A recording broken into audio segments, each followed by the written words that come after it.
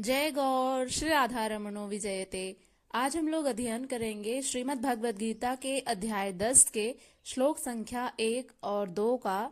तो चलिए प्रारंभ करते हैं गीता के 10वें अध्याय का पहला श्लोक। श्री भगवानुवाच भूय एव महाबाहो शृणु मे परमं वचः यत्तेऽहं प्रीयमाणाय वक्ष्यामि हितकाम्यया। आइए अब इसके शब्दार्थ को देखते हैं, फिर इसके अनुवाद को जानने का प्रयत्न करेंगे। इसका शब्दार्थ है श्री भगवान उवाच। श्री भगवान ने कहा, भूयः माने फिर, एव माने ही, महाबाहो यानी हे महाबाहु अर्जुन, शृणु अर्थात सुनो, मे अर्थात मेरे, परमम यानी परम या दिव्य, वाचः यत जो उपदेश, ते माने तुम्हें, अहम माने मैं यानी श्री कृष्ण, प्रियमाणाय यानी तुम मेरे लिए प्रिय हो, विश्वास पात्र हो, इसलिए वक्ष्यामि यानी कहता हूँ, हित काम्यया हित की इच्छा से। मित्रों, यह रहा शब्दार्थ। आइए अब इसके अनुवाद को जानने का प्रयत्न करते हैं।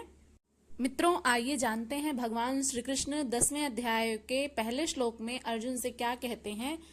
कल तक उन्होंने कहा था गीता के 9वें अध्याय के आखिरी श्लोक में कि जो भक्त मुझे अनन्य चित्त से भजता है, मेरा पूजन करता है, मुझे प्रणाम करता है, इस प्रकार से हे अर्जुन तुम भी मुझे प्रणाम करो, मेरे भक्त बनो और मेरी पूजा अर्चना करो। इस प्रकार से अपनी आत्मा को मुझ में नियुक्त करके मेरे परायण होकर तुम मुझे ही प्राप्त होगे। इतना पढ़ने के बाद हमारा 9वां अध्याय कल कंप्लीट हुआ था।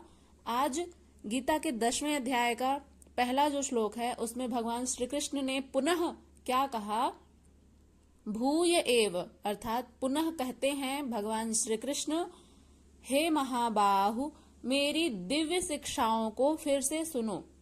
चूंकि तुम मेरे प्रिय मित्र हो, इसलिए मैं तुम्हारा कल्याण चाहता हूँ और उन्हें तुम्हें बताता हूँ। तो यहाँ पर भगवान श्री कृष्ण ने अभी तो यह कहा कि कैसे जो है भगवत प्राप्ति होती है, क्या क्या उसमें उतार चढ़ाव आते हैं साधना में, तो उसको बता रहे हैं भगवान श्री कृष्ण।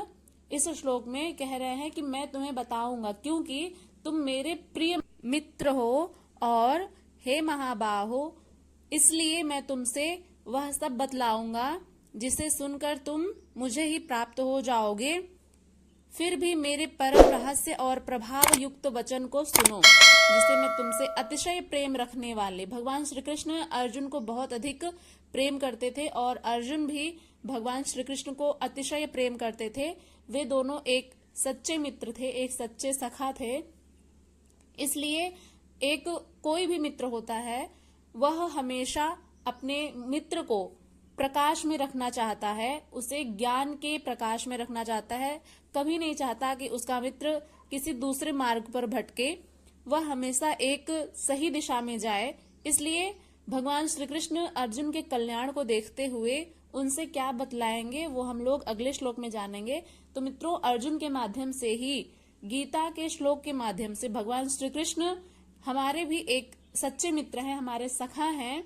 तो इस नाते हमें गीता पढ़नी चाहिए ताकि हमारा भी कल्याण हो सके।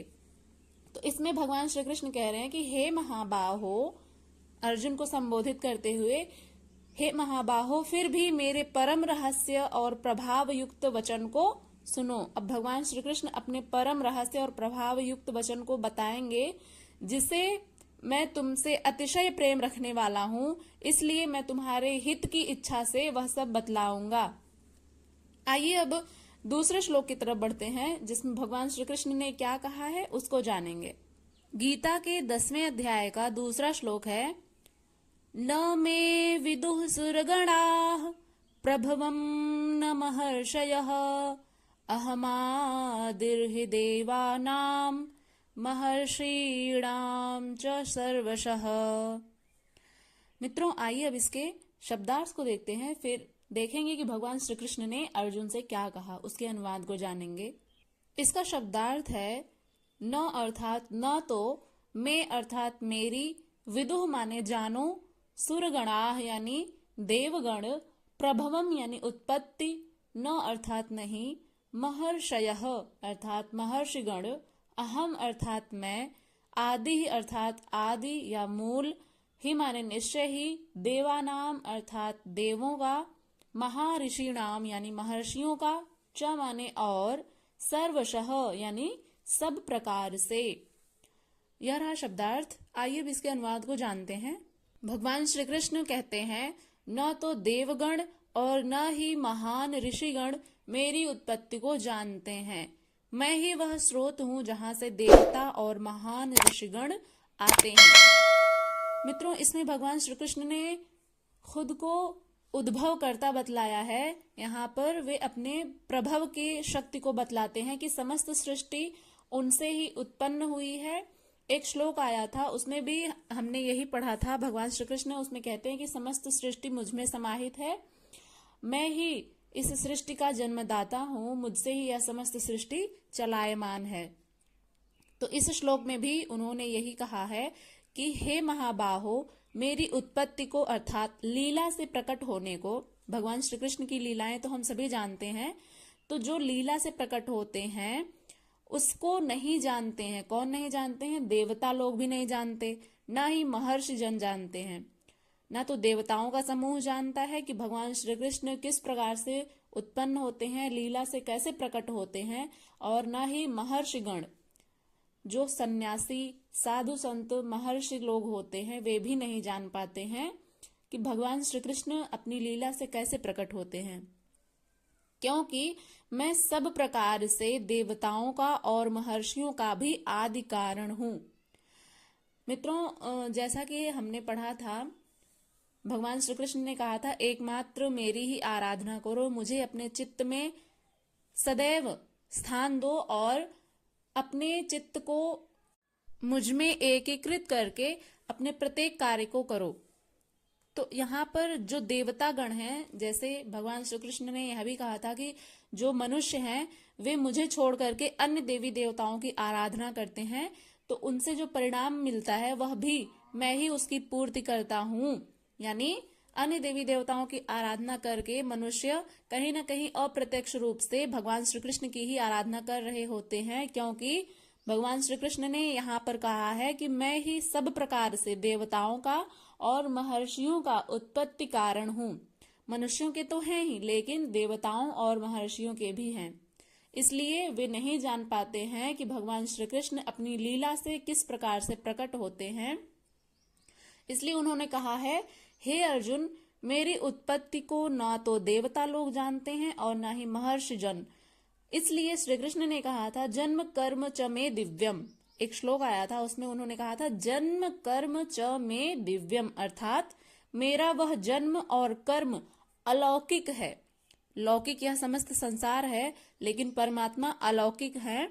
इसलिए वह जो जन्म लेते हैं भगवान श्री कृष्ण अपनी लीला से, वह जन्म और उनका जो कर्म है, भगवान श्री कृष्ण का कर्म क्या है? समस्त सृष्टि की उत्पत्ति, उनका रक्षण, उनका पालन पोषण, फिर संहार, तो समस्त सृष्टि उन्हीं में समाहित है। इसलिए उनका जन्म जो है, लीला से प्रकट होते हैं, वह जन्म और यह कर्म दोनों ही अलौकिक हैं।